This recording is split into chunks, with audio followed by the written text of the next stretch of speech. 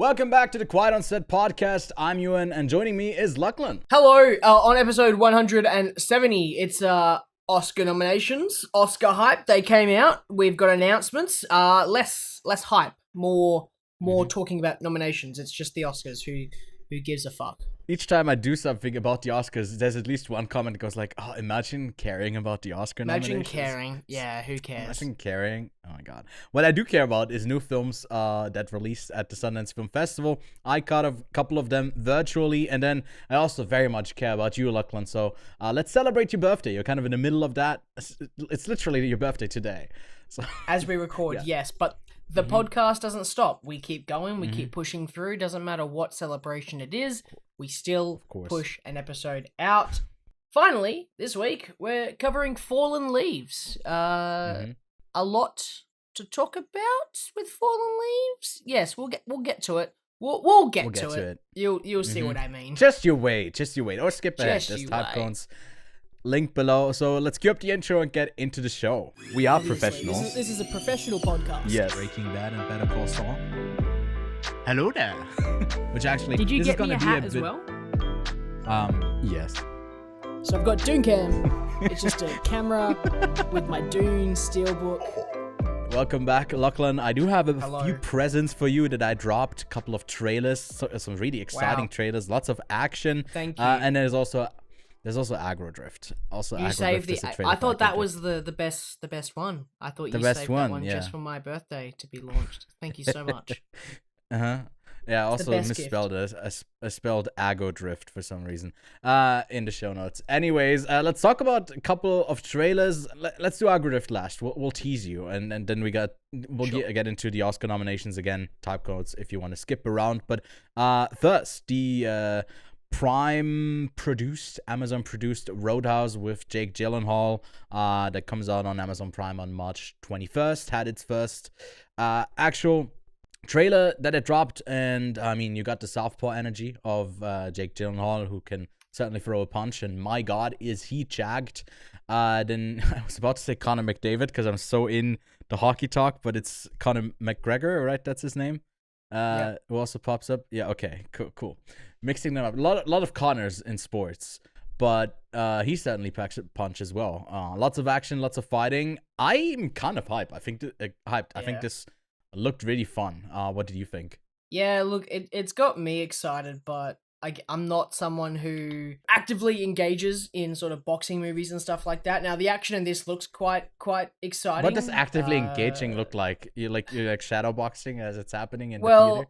A great example is we were going to do Iron Claw this week, and I really just didn't have energy to go and watch it. I just don't boxing. Really. Well, it's more in that world. It's adjacent. It's fake Okay, boxing, so yeah. It just doesn't interest me. It doesn't pique my interest, and it's the same thing with this. That doesn't really interest me, but Jake Gyllenhaal does, and to see Conor McGregor on screen is even more intriguing for me. So that's what I'm going after. I'm gonna go for Jake, but stay for Conor. That's what I'm saying. I mean, I feel like the action direction looks pretty sick as well. I was a bit concerned by the end of that trailer. There's a bunch of explosions and it seems to be like crime stuff. Seems to probably do like a bunch of like intense moments thriller-like, where the solution is always going to be, hey, I'm better than you at punching. And I feel like in these types of movies, the simpler you stay with the plot, the more animalistic you get. It's the more fun to be had, unless you are doing like the tortured person who wants to leave the violent path behind or something like that. Like, there's a couple of ways you can go about it, but I feel like there's not a ton. And sometimes these movies kind of lose themselves in the thriller aspects of it, which are usually the weakest. But I'm excited. We don't have to wait for it too long. It actually comes out, speaking of birthdays, literally on my birthday. So nice. By the way, which we won't be recording on that day because it's a first day. So yeah. Anyways, when this movie is coming out, man, it's gonna feel like a birthday to me. Netflix acquired Hitman. Premiered in Venice. I absolutely loved it. I'm a huge fan of Richard Linklater, and I think Glenn Powell is the next big movie star. He can even carry a mid romantic comedy with Sydney Sweeney, set in Sydney. That's no innuendo. It's set in Sydney within Anyone But You. But Hitman is so much fun, and I can't wait for everyone else to see it on June 7th on Netflix, and hopefully it will get more than just like a week in theaters. But I don't think Netflix will learn its lessons that, hey, maybe you could make some box office money. You don't have just to rely on the subscription model that is obviously peaked like a year and a half ago. But Lachlan, you didn't catch the trailer because you want to go in knowing nothing. I'm gonna go in blind. Right? I would like to. I've read many things about this. You've told me many good things about this. I would just like to experience it as I don't want to know anything about it. I just want to go in and watch. That's all. That is all. Yeah. Too much to ask? I mean, that's exactly what I did. I didn't even read what it was about, and I was kind of surprised when all of this stuff started happening. The only thing I'll tell you that is not really a spoiler, but it's like kind of based on an actual story, and then it kind of deviates from that at one point. Just like a really fun way to do it. Linklater is so great at like fusing different types of genres together in a fun way. And yeah, definitely probably the funniest movie I saw last year. And hopefully it will be the funniest movie of this year as well. Monkey Man. Dev Patel makes his directorial debut, produced by Jordan Peele. And then we also got the production company that was formed from David Leitch, who's making The Fall Guy this year, and Chad Stahelski, who has made the last couple of John Wick films. Really exciting talent behind the camera. Dev Patel also in front of the camera. Had a longer trailer. I think it was like over 3 minutes long, but it showed off a lot of action and a lot of style as well that you kind of know from the John Wick films, and had me excited as well. I assume it's probably going to be the same for you, Lachlan, as well. Yeah, this one looks sick, but I'm also excited because it's Dev Patel. I love a lot of the stuff that he's been in, and I'm excited to see a directorial debut. Also written by Dev Patel as well, I'm pretty sure. So yeah, that'll be pretty sick. Yep. Yeah, I mean it's based on the legend of Hanuman, which is, I guess, a really famous icon in Hindi mythology. I don't know anything about it. I just know that I typed it into Google, and the first thing was that there was also a film called Hanuman that is coming out this year directly from India. So I guess it's a popular thing. I don't know if it's a Pinocchio situation where it's just like 1 year where they do a lot of them, but yeah, I'm keen. Looks like great action. And can't say the same thing about this next trailer, Aggro Drift. We read it, I think, in a news dump, quick news a couple of weeks ago that Aggro Drift is going on a very limited run. I think in like a strip club it's playing or something like that. For the vibes, for the atmosphere. Lachlan, what do you think of the atmosphere of Aggro Drift? Does it draw you in? Well, considering I'm going to be watching this in 2024. I haven't seen that many movies this year.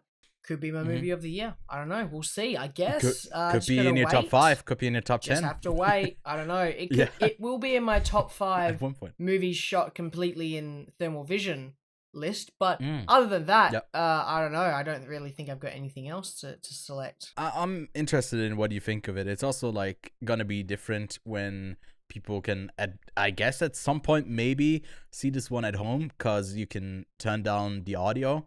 I saw it in Venice and the audio level was like a high pitched sound kept peaking in a way that was like piercing to the ears every couple of seconds. It was unbearable to watch. I sat through the whole thing, and it felt like torture. I wouldn't be surprised that like some future CIA thing they outlaw waterboarding, but then you just like get strapped into like a VR version of Aggro Drift. Can't say positive things about the film. It certainly is unique. That's what I can say about it. But anyways, that's it for the trailers this week. Let us know what movies you are most excited about for the year that maybe also already have a trailer. And let's talk about the Oscar nominations that came in earlier this week. We have Oppenheimer, unsurprisingly, leading the nominations with 13 total.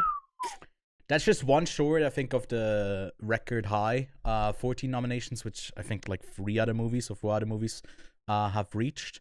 And yeah, props to it. I think it's definitely a front runner. Lachlan, do you think it's gonna take home a bunch of awards, or is it gonna fall short and not win? What do you think? I think that there's a possibility, but I do think there are other films out there in this list that are stronger at different elements. Again, Okay. I think Oppenheimer is a good film, but I don't think it's not the Lord of the Rings year where it's going to take home every single one. It's not the Mad Max Fury Road where it's going to take home like 6 or 7 nominations. I think it will go down for a couple of them, but I feel like there are some big contenders this year, especially in like the supporting categories where it could go Downey, but man, it could go almost any other director in that one there. And it's the same with directing as well. I think directing's got really complicated with this year as well. So it's gonna be a complicated year, but I don't think Oppenheimer's gonna sweep, if that's what your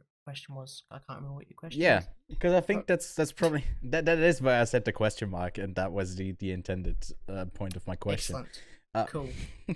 But I think at the moment the consensus is that Oppenheimer is the front runner for director, for picture, for a bunch of stuff. Probably not for screenplay, but Downey, I think, is the front runner in his category. Emily Blunt, probably not. Cillian Murphy could certainly win over Paul Giamatti, who's also nominated in The Holdovers. And that's basically where it's at. And it's also got, like, I think, cinematography nominations, a bunch of tech stuff. It definitely is not doing the everything everywhere all at once, because it doesn't have strong contenders in the acting categories. But it could go down the route of maybe a more technical movie that actually sweeps a bunch of categories. Poor Things has 11. Apart from Emma Stone, I'm not sure which ones it will win. It's also matched up against Barbie in production design and in costume design. So there will be interesting which one will come out on top. Barbie has 8 nominations. Above that, Killers of the Flower Moon with 10. Probably the biggest upset was that Barbie didn't get a couple of nominations that people were really expecting it to get.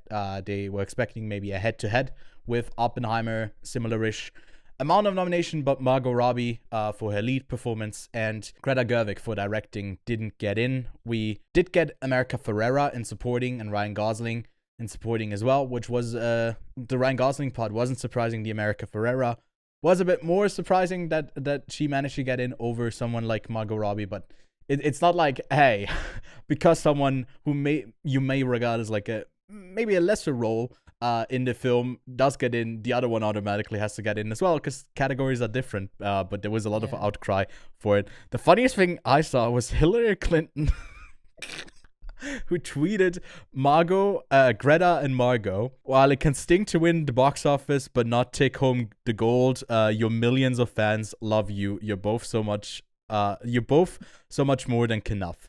Which is probably like the cringiest thing I've seen in 2024 so far. And there's been some cringe stuff, but hey, Hillary is still saying that she can Pokemon Go to the polls, and she's up to recent stuff. There was a lot of outcry for it, and I don't really see it, especially the Margot Robbie thing. I think there's stronger performances in lead that also didn't get nominated. It's just because there was, I guess, universal love for the film, and it made a shit ton of money, so there's a lot of yapping going on.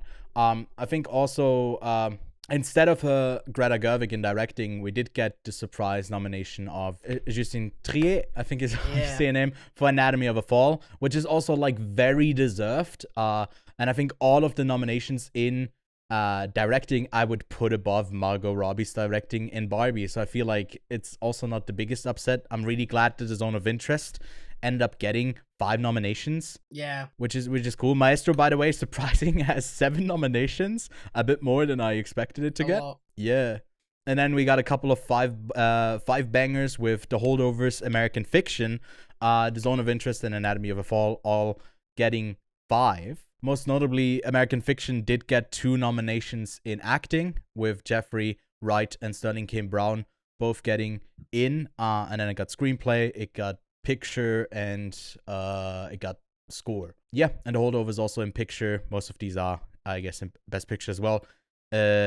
Napoleon got 3 nominations, which was surprising. Maybe some people were expecting it to get nothing. That's what happened to Ferrari, though. Maybe some tech awards for Ferrari could have happened in sound or something like that. Didn't happen.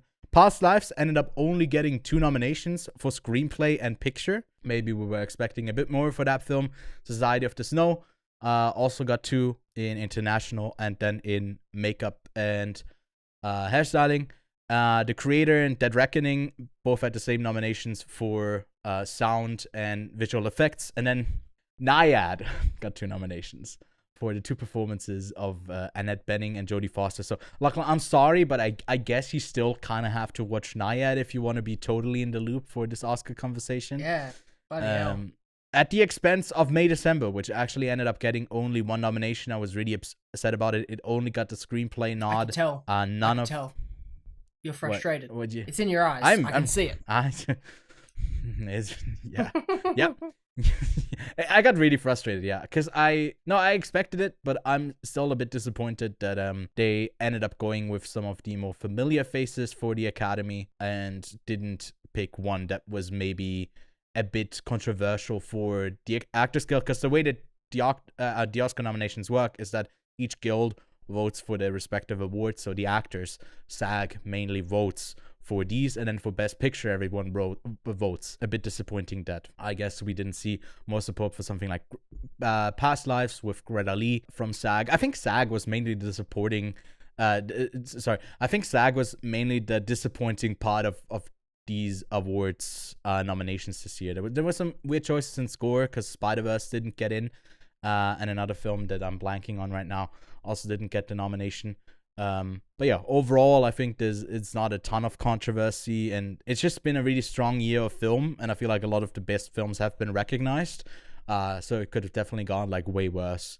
And yeah, I'm pretty happy about it. What's surprising in international, the French film, The Taste of Things, the Dondeur de Buffon, the whatever, like the 15 title film, didn't get in. Similar to the film that we're talking about today, Fallen Leaves, didn't get the nomination. But instead we got Io Capitano from Italy.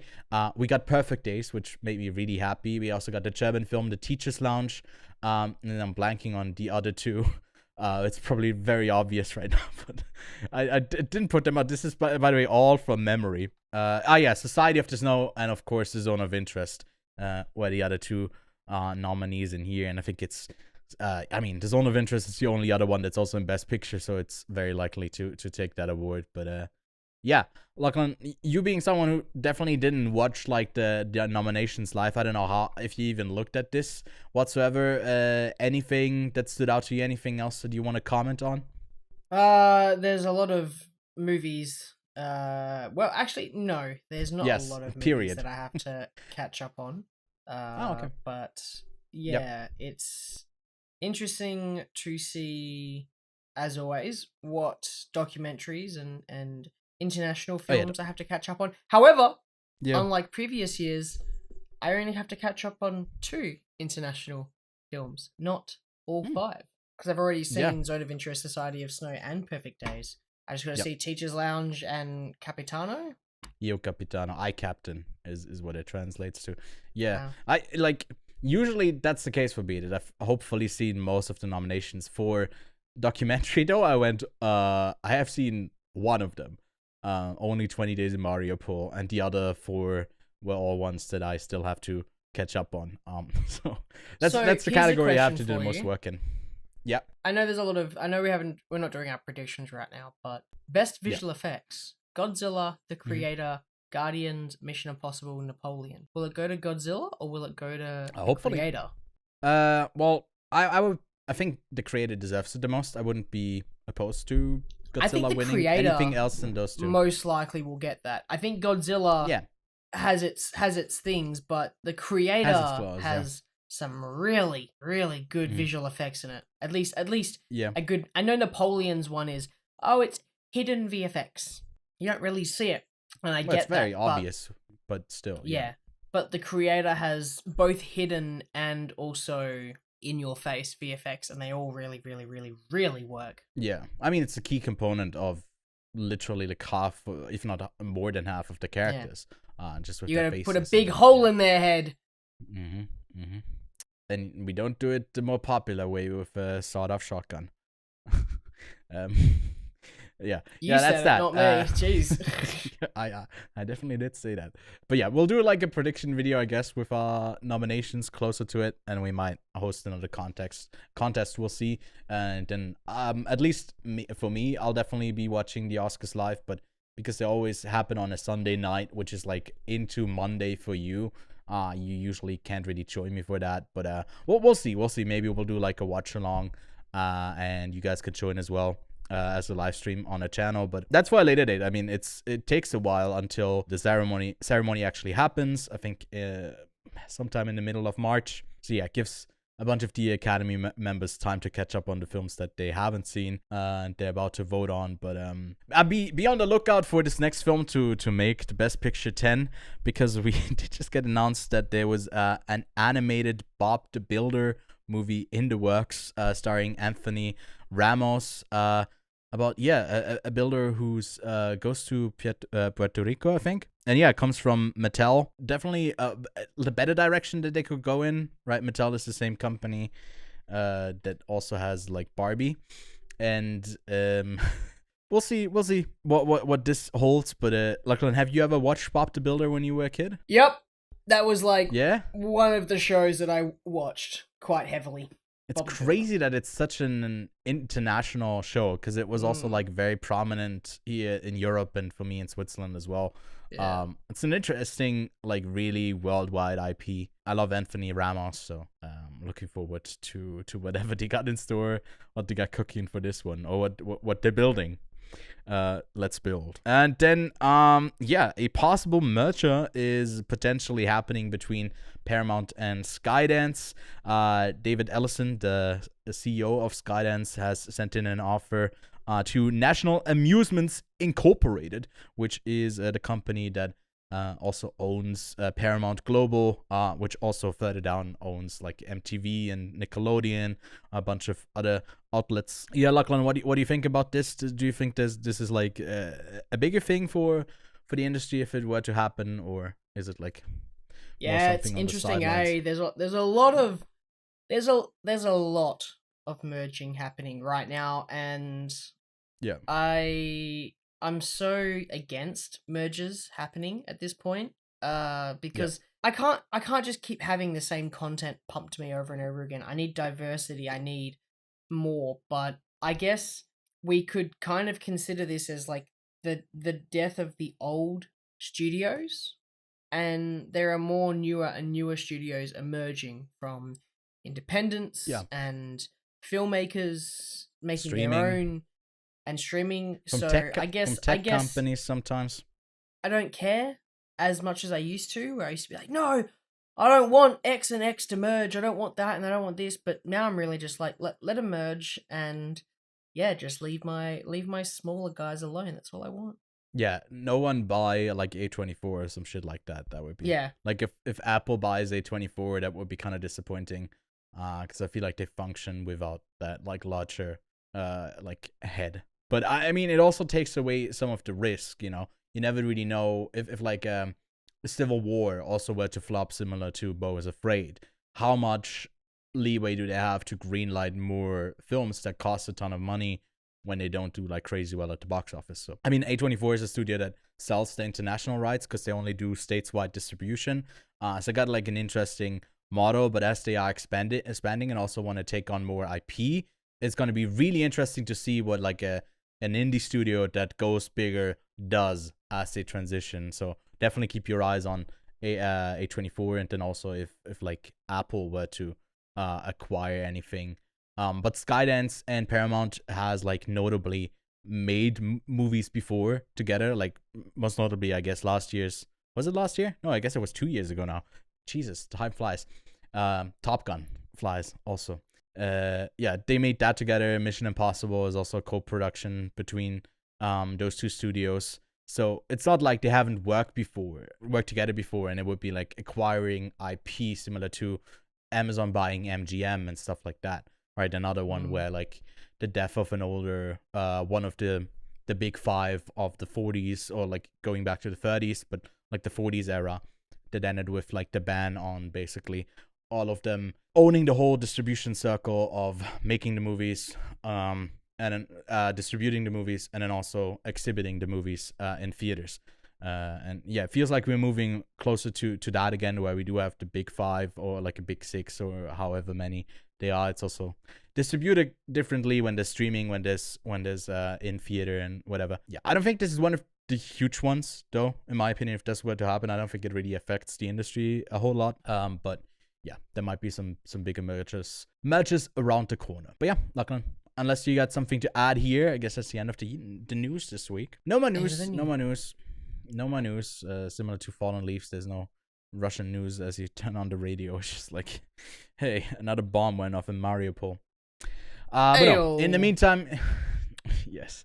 But in the meantime, you can leave us a rating on Spotify or an Apple Podcast. It is greatly appreciated and makes us smile. Each time you do it, we get like a subliminal trigger. We get like a fuck, I can't say it. We get like a we get like a subliminal trigger that just makes us smile. And especially on LACHLAN'S birthday, like, why would you not make this boy smile? I mean, look at him. Look, he's so happy. You can also subscribe on YouTube if you're watching there for the video side. But hey, yeah, goes appreciated when you check out the content. But yeah, Lachlan, we don't have much to discuss this week because we've already done that, I guess, with the Oscar nominations. So you can take that as our discussion time. Like, now after the fact, it was sandwiched in between the news section. And let's have a look at what we've been watching this week.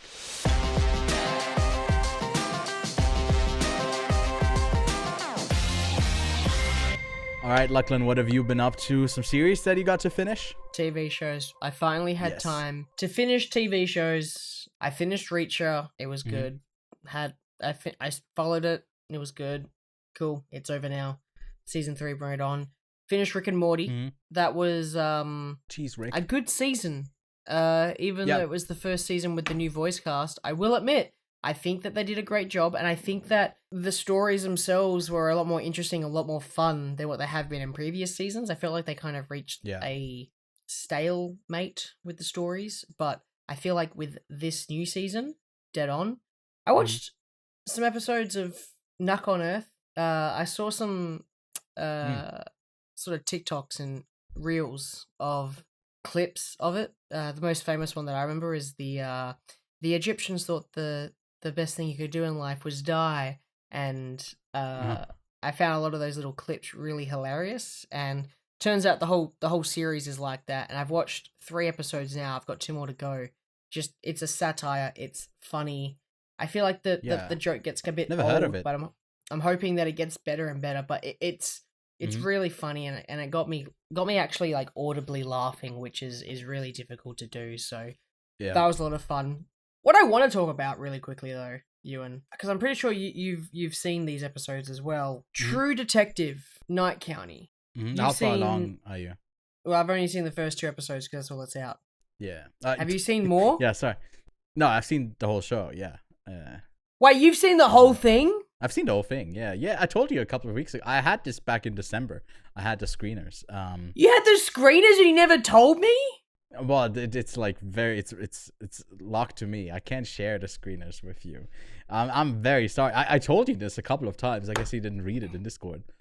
Kevin has been upset with me since I mentioned it like 3 weeks ago, and well, I'm upset with you now. So let's forget about what Kevin's upset with you in the past few weeks. I'm upset with you now. Oh no, I have an upset birthday boy in the call. All right, Jesus Christ. Well, it's great. It's pretty cool. What do you think about it so far? Well, fuck what I think about it. You can tell me everything that happened. Is it worth watching to the end? Does it stay consistently decent the entire thing? Wait. How many episodes? How many episodes are there? I think there's like actually forget.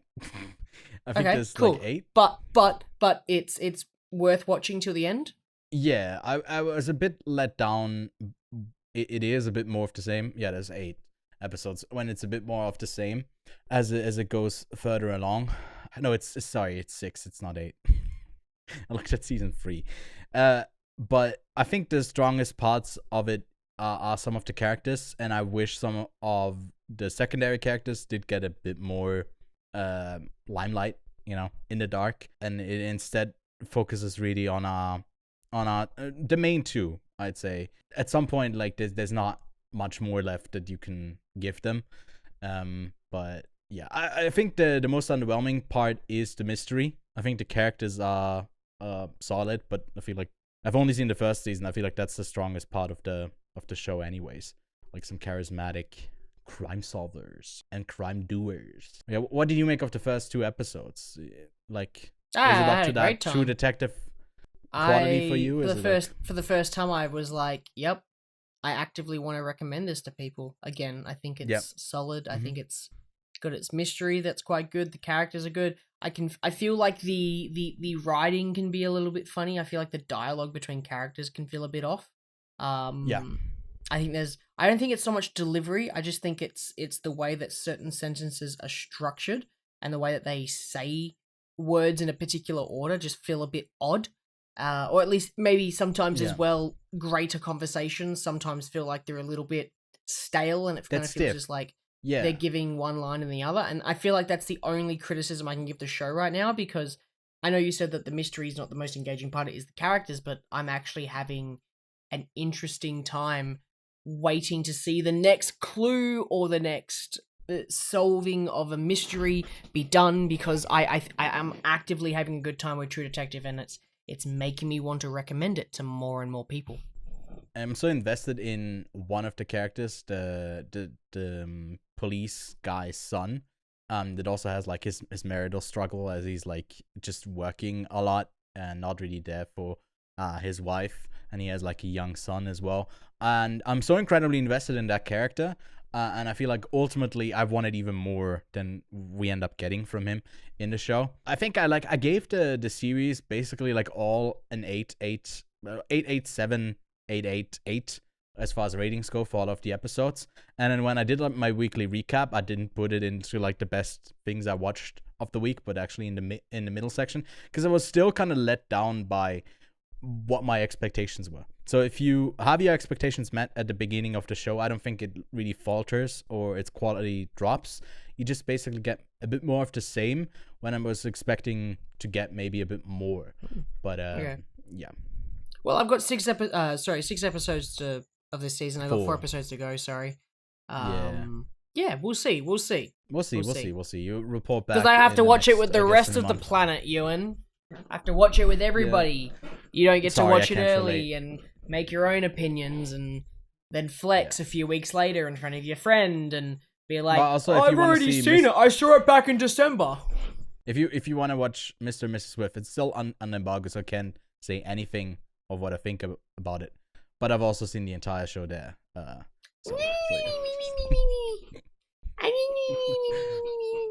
bet you've already seen the Anthony Ramos Bob the Builder movie as well. So yeah, they haven't even made it yet. It's been conceived, you know. Jesus Christ, you know, there's an extension of that bit. I'm not gonna do it, but yeah, that's all the stuff that you watched. Hopefully, I guess in a month we can talk about True Detective a bit more. Yes, and in a month. Maybe do like a review for it once everyone has been able to finish it. But I watched some stuff at Sundance, also inaccessible to most, and I didn't even get, like, we applied for press this year. We didn't get it for the virtual one, where you can see a couple of films, I think, over, well, anything in the competition was playing also virtually. The biggest film seems to be A Real Pain, that I think got the screenplay award. Jesse Eisenberg won that one. That seems to be like the hard hitter of Sundance this year. But I unfortunately couldn't see that one, because I did organize it in a way where I was kind of watching the films alongside someone who did have press accreditation. So that's how I got to see 5 films of the festival. And A Real Pain wasn't among them because he had saved it for another person, and I'm very sad. But Kieran Culkin gives a great performance apparently. And again, I can't say anything about it. Another one that had a lot of hype going in was Love Me, because it stars Kristen Stewart and Stephen Yeun. Set long after humanity's extinction, how do you say that? Where are you reading it? Which one? Didi? Not Didi. Love Me. Love Me. A buoy.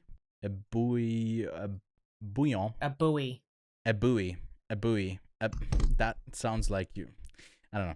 A buoy is like the thing that floats in the ocean.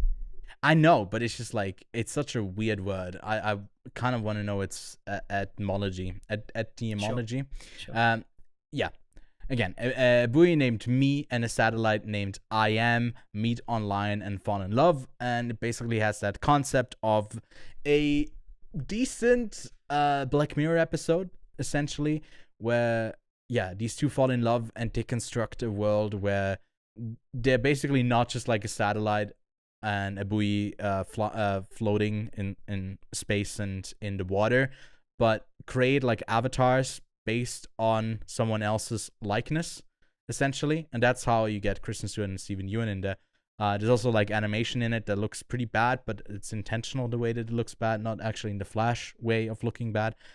It's otherwise like a stunning film, but that whole premise runs dry so quickly, and it is stuck on a very specific subsection of an AI gaining this kind of consciousness and love and what that means. And it maybe it could have these big ideas, but it just fumbles back so hard. I think my 2.5 out of 5 rating is actually kind of gracious still, because you could definitely see this film and absolutely hate it. But yeah, like I don't know if I think that was like, wasn't that among your anticipated films when we made the list? I forget. I don't think so, because it's the first time I'm kind of hearing of it. But now that I'm reading everybody's reviews, I'm going, maybe I won't watch it. Probably.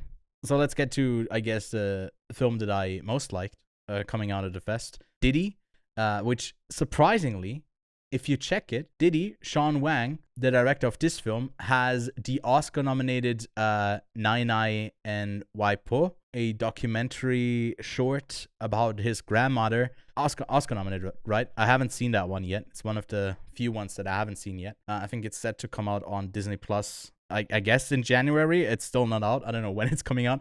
But funnily enough, that's his actual grandmother in the documentary, right? Of course.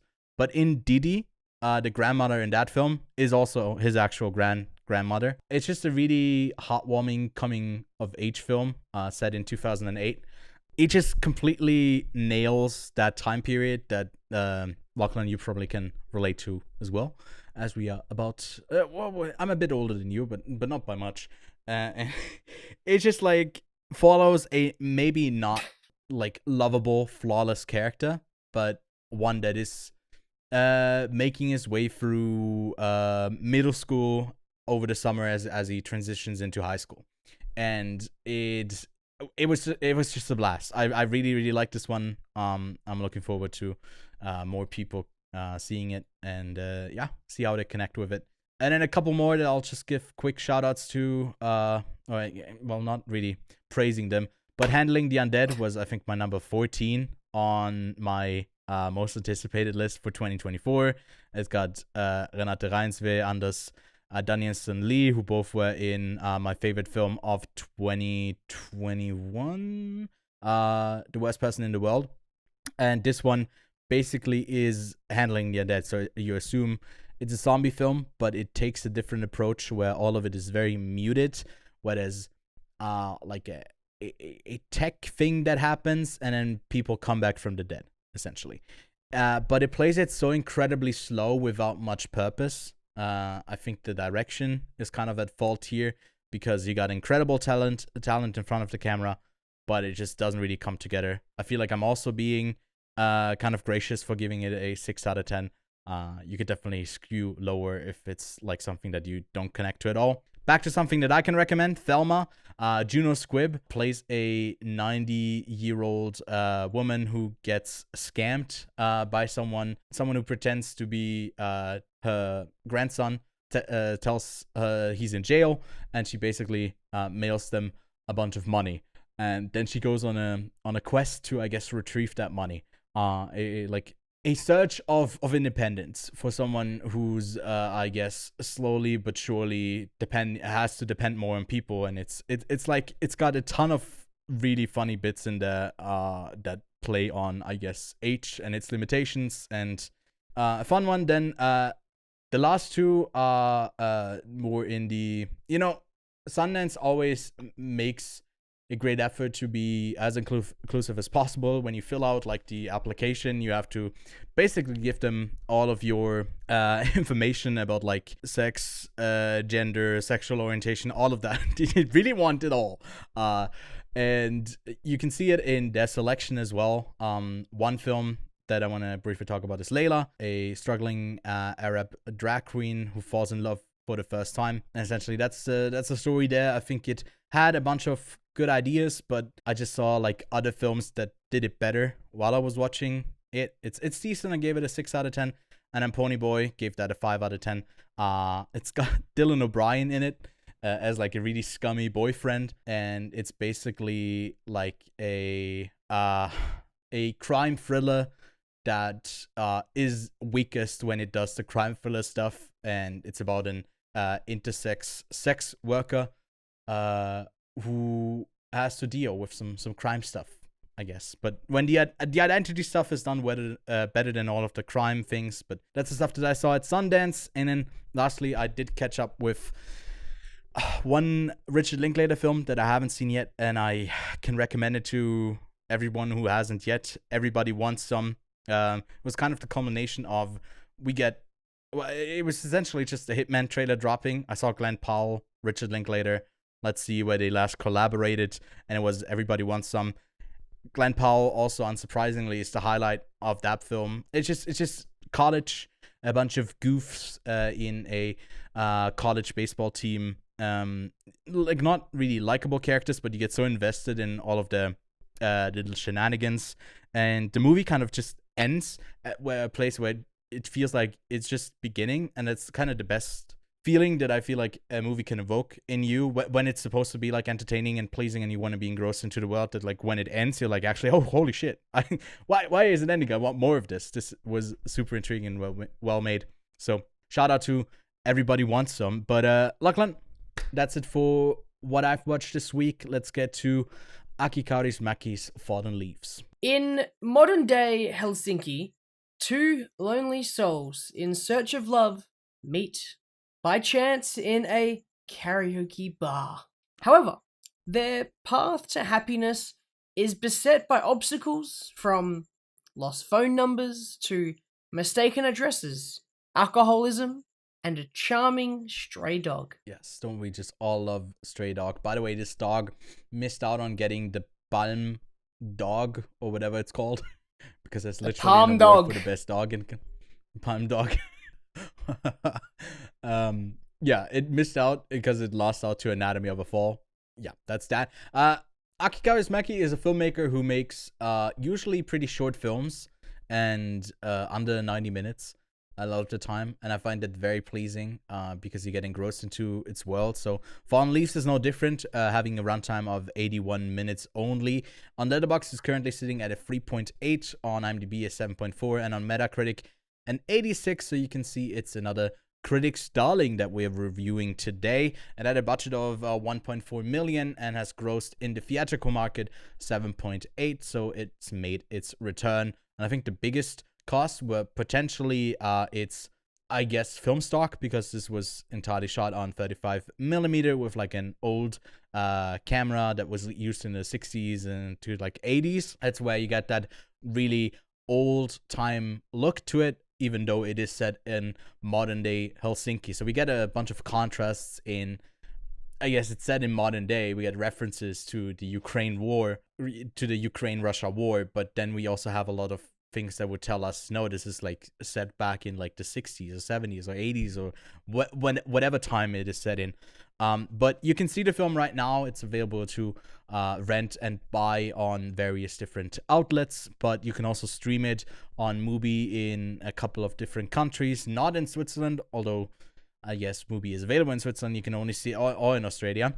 You can see it in the US, the UK, Canada, Ireland, Turkey, India, and I guess the whole of Latin America. But yeah, the film premiered in Cannes, as you can see by Lachlan's in-theme hat that he's wearing.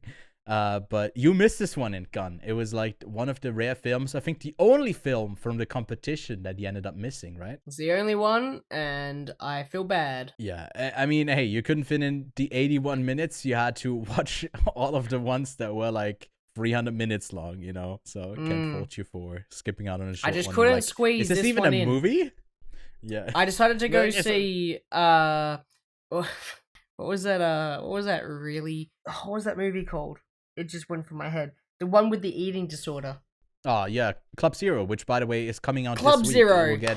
It will get a non-shout out at the end. It's coming out in Switzerland this week. I went and saw that instead, and there are parts of me that hate it now that I have seen this, and I wish I saw this instead. Yeah, so if you're curious about the film and don't want to be spoiled at all, then we do have a shorter non-spoiler review up on the channel already, so you can go watch that, watch the film, and come back. But there will be light spoilers for the film ahead. But I feel like it's a movie that you can't really spoil much in. Maybe there's stuff that happens, but it's essentially a triste romance story. You know, there's a lot of sadness, a lot of loneliness on screen, but it's the typical Kaurismäki energy. As you can see, like, the guy has basically one poster that he does, or at least one font that he puts on all of his posters. But yeah, Lachlan, what did you make of it? Did it like rope you in into the world where there's a lot of like film references as well, the romantic side of it, or did it leave you cold? It did not, and I feel like people are gonna hate me, but I don't know. It didn't rope me in. It didn't catch me. I don't know what it is. Maybe it's just I'm not in the right mind space for this particular film, but it didn't capture me. But that's okay. I can see its appeal. It's visually really cool. It's got an interesting look to it. I can definitely see the humor would be funny to some people, but I can see the humor, but I just didn't laugh audibly. So yeah, I think it's a good film. Like, don't get me wrong, I'm still giving it a pretty good score. I'm going to give it good praise, but for me, I just didn't think it was my kind of movie. That is all. That is all. I mean, going into it, I feel like for you, a romance film that kind of nails it is tough to get. I think the last one that I recommended you that really worked was the Before series. And I'm really happy because that would have shattered our friendship. If you totally hated it. I was like, what am I seeing in this guy? If he didn't even appreciate something that I love so much. But like with Fallen Leaves, I can definitely see why you wouldn't really connect with it. If it's not like the deadpan, maybe even in some parts stoic nature of some of the characters. Or not even that, just like not really emoting much. Especially when it's like a returning thing for Kaurismäki. If you don't really connect to that at all, then it's not gonna be for you. I feel like it's a very European thing as well, even for the Nordic countries, which I guess Finland wouldn't really be a part of because it's Denmark, Norway, Finland. Sorry, Denmark, Norway, Sweden, not Finland. That's something that people would be. That's something that people would be actually. This is the last episode. 170 episodes. We went so long. How good? We've fallen. So it's like it's a separate thing. They're like closer to maybe Estonia and Russia, even though they're like right bordering to Sweden when it comes to language and also maybe some of the cultural behavior. But I kind of connected to it in a way where it felt like at points like real people that maybe don't oversell something that we are expected to get in a movie, where you can see the love kind of come off and they're excited and they're like smiling and they're like nervous and giddy. You can kind of feel that still in the characters to me, but they're not aren't really letting it out. And it still had a lot of like depth to me, and it made it that much more intriguing to get to learn about these characters, and then also the circumstances that then also kind of constrained them in a way where they're basically for just like something not shitty to happen. Which when I came out of this film, because I saw it with the Gun Festival experience, I got to go see the one where they actually had like Kaurismäki come in and all of that. People were just like ready to really laugh as well. So it felt more like a happier movie than it actually is, and having it rewatched just today, I thought this movie was really depressing. It's tragic. Yeah, it is sad. It's so sad. Which is but why there's I a lot was of so humor in confused it. on everybody being like, "This is such a happy, good, feel-lucky movie." I was like, "What?" And I think it does have humor. I think one of the best moments are when now this is actual spoiler, when he gets hit by a tram or a train and is in the hospital in a coma, and she reads him from an article because the nurse says that might help, and basically starts reading the headlines, and it's about like a cannibal who's eaten or like chopped up one of his victims, and I think eaten them or something like that. Just something like really over the top. And then she switches to basically telling him a lie about like Finland winning the World Cup over Brazil. And just stuff like that, where like they don't change their tone in the voice, but the lines themselves are really funny. I don't always love that type of humor because it can run stale like really quickly if that's all the characters are. They're like quippy, but you wouldn't see it. But I feel like Kaurismäki goes like one step beyond, where I actually found it really funny at times as well. The dog did leave a bigger impression on me back from Cannes than I expected. Watching it back, I feel like he's pretty much like just in the background, non-existent. And the one from Anatomy of a Fall is definitely the one deserving of the honor of the best dog of Cannes, I guess. But yeah, was there anything else that I guess the visuals you mentioned, that like that's something that works? What did you think about like the movies that they played, or like the references to it? Did that do anything for you? Or? Well, it ran. I was like, oh, I know that movie. Oh, I know that movie, and that was kind of like the engaging points for me. But I just never really engaged with the film past that. So I enjoyed the story. I like where they go. I like how it ends. I like how they eventually get together. I like the hurdles they have to get over to essentially get together, and I like seeing where they came from and what they are kind of suffering from, whether it's loneliness, or whether it's alcoholism or hunger. Yeah, that's an interesting part of it, because like you could say, hey, maybe the circumstances are preventing them from connecting, but it's actually like only their own struggles that are preventing them. And Holappa being a little bit of a silly goose who's not really, he's always drunk, but then he's also not maybe the most careful and loses a telephone number. It's like, okay, you're a bit of an idiot. And then he like is in an accident with I guess a train, but early on he also with a water pump thingy that wasn't his fault, because it was like I guess not really safe anymore and not refurbished, but he was also drunk when the accident happened, and he keeps getting fired. And I feel like for him it's a lot of the time like his own doing of not getting his stuff in order with his drinking problem. And for her it's usually just like it's always outside circumstances, like she steals food that is expired, but you're like, yeah, but why the fuck, like, you're throwing it away? And it's like, it's not like anyone's eating it, so why can't she take it? So that's like the first thing. And then she gets fired because the other guy is actually like a drug dealer, and like stuff like that, until she ends up at that like other, I guess, industrial plant thing where she moves stuff around. And apparently, according to the synopsis, I guess it's a recycling thing that she works in at the end. I don't know. I didn't see that they were recycling anything. But to me, like, her character was a bit lackluster on the rewatch, because she doesn't have really a struggle to go through other than him getting over his struggles.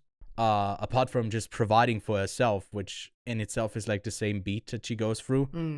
It makes a point that that's her big struggle, but I saw its shortcomings a bit more when it comes to the story aspects. But I feel like this is also like a pretty vibey film, and I just kind of vibed with it, and that's why I liked it more. Like, there's a lot of attention to detail with the stuff that happens in the background. A lot of the like production design is really well done as well, and I really appreciated all of that. And also like really solid performances in my opinion. Like, you might say that they don't have a ton to do, but I feel like they nail what they go out, what they set out to do. But yeah, maybe you just don't like what it is inherently. Yeah, anything else you want to talk about with Fallen Leaves? Performances were fun. They were great.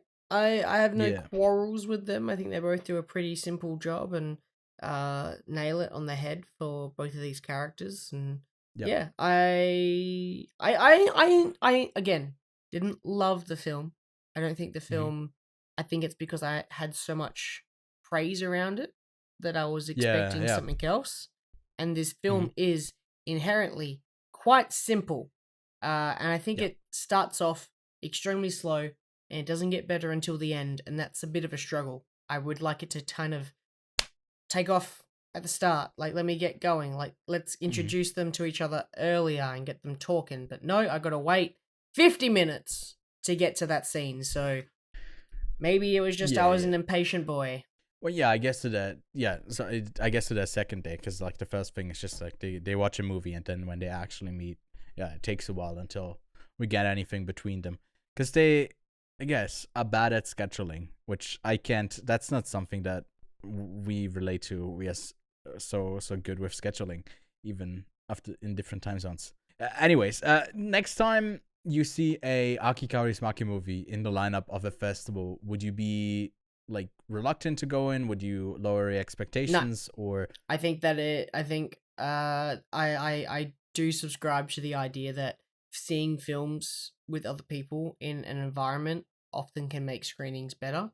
And I feel like I do agree. I think this, like, your Cannes screening was probably the best screening possible, with having the director there and having people willing to accept the film for its quirkiness and weirdness. And I feel like that would sell it more. So I would definitely go and see one of these films. What is it? Aki Kaurismäki? Yeah, I'd go see one of their films again. He has a pretty fun filmography as well. I haven't seen a ton of it, but I programmed a series of films last year in the cinema that I work at with the Oh my premiere of god, Fallen you weren't Leaves. kidding. Every single one of his posters literally has the exact same. Oh my god. Same, yeah. That's that's why that's why I was like, hey, would you watch another film? Because I feel like a lot of his humor stays in a similar lane, you know. That kind of deadpan thing seems to be, again, I haven't seen a ton of it, but but I'm keen to watch more of this. Most of his stuff is streaming on Criterion, and in some places I think on Mubi as well. So if that I guess collaboration is ongoing with Match Factory, then we should hopefully get distribution for his films, even if they're like, you know, smaller, with like less than 2 million or less than 1.5 million budgeted. But I arrived at a 4 out of 5 for this one. I really liked it. I was considering maybe even going higher, but I feel like, especially like the train stuff and prolonging the struggle to connect, ultimately made it a bit lesser, because I wanted maybe them to spend more time with it, but it was so focused on that solitude, that loneliness, that type of feeling, when maybe I was itching a bit more for what are they like when they are connecting, and they have struggles beyond just like alcoholism, but actually connecting as people. That's kind of what I felt like this movie was lacking a bit. But yeah, what about you, Lachlan? The film's strong. The film works. Just doesn't work for me. That is all. That is all. Don't come after me. Ewan was the one who said Sweden wasn't a country. So, yeah. I did say that. Be mad at that. You said Sweden is not a country. It's not part of any of them. Yeah. I mean, Sweden can go fuck themselves. That's fine. So, I'm going to give this film a 3. I was about to give it a 3.5, but I think I might just do 3. No.